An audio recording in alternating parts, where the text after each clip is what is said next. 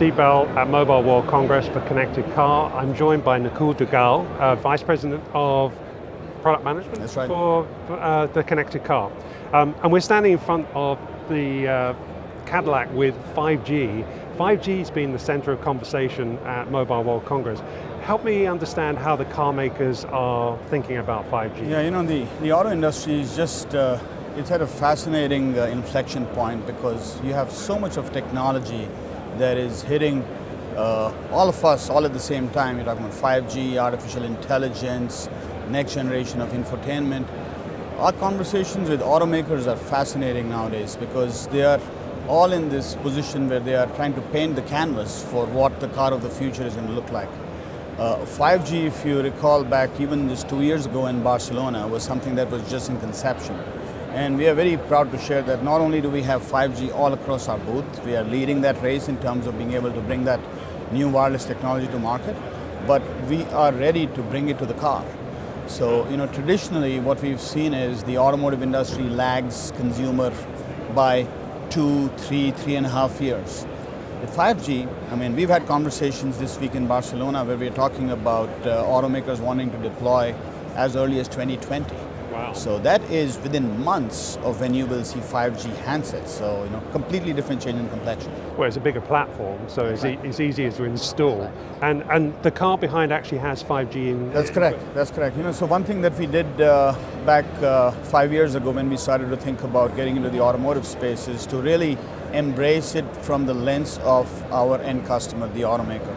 So we've had a long history of really working on the car platform ourselves. This is, I think, our 4th concept car in the last 5 years. And what we like to do is, you know, we have a variety of different assets within the company that we have been able to essentially bring over to the automotive portfolio. And everything that you see in the vehicle, whether it's infotainment, audio, next generation multimedia, graphics, and then on the connectivity side, we are showing inside this vehicle not just 5G, but all of the multi-mode 4G. We are showing various forms of Wi-Fi.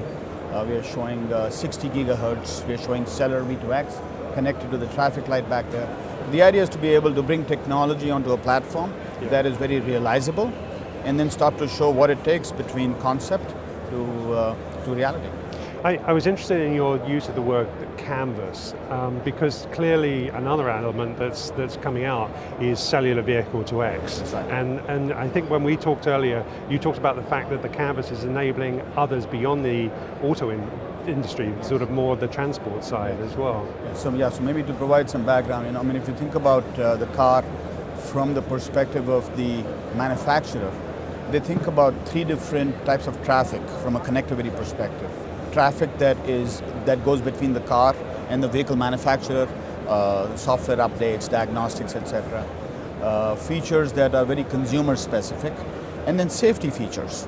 So vehicle-to-vehicle communication was something that was envisioned a number of years ago. You know, the DSRC initiative that started off back in late 90s that was based upon 802.11 was really something that envisioned how vehicles could communicate to each other and to infrastructure.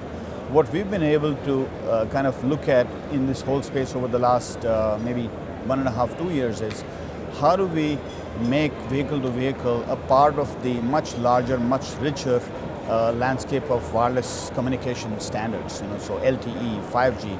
How do you create a parallel path within those standards such that they're not just focused on phones talking to networks, but really something like a platform like a car talking to other vehicles, talking to infrastructure. What we are seeing in terms of the interest in this space is fascinating. I mean, I think about the concept of smart transportation. Mm-hmm. So if you think about the city of the future, it has to be connected, but it has to be intelligent in the sense that traffic congestion, safety on the road, being able to predict the impact of weather, the impact of accidents on what the congestion would look like is only possible if you have the infrastructure connected, but the infrastructure being able to talk to vehicles. Right. So we've had now a number of pilots kicked off over the last year or so, where we are starting to pair up with not just automakers, but automakers, their tier 1 partners, roadway operators, traffic control system operators, you know, folks that manufacture traffic lights, etc., And that's just its own ecosystem in terms of the intelligence that you can start to add, where you basically now have access to real-time information as to what's happening on the road, what's happening between cars, what's happening with traffic.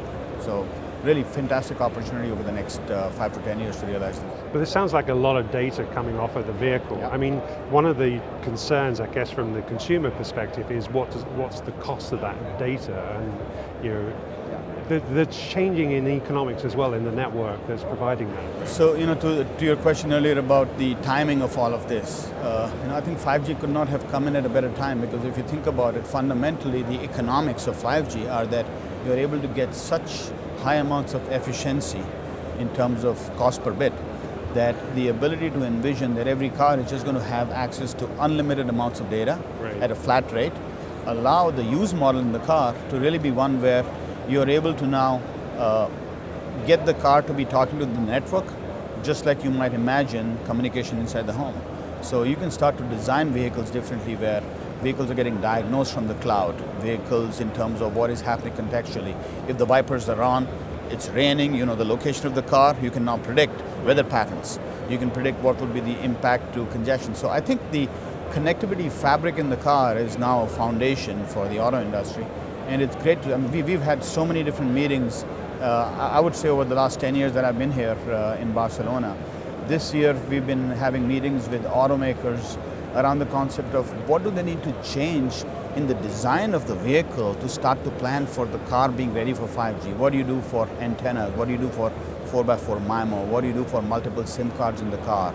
How do you have safety operations and mission critical operations coexisting with the needs of the car and the needs of the driver? So not adding it in, but building from the technology. That's right. So it's becoming a much more complex platform, much more sophisticated. So it's much more than just, hey, I need to move some bytes back and forth.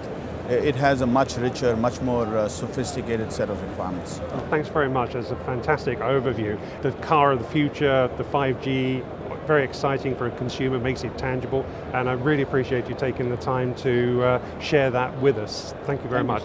Thank you.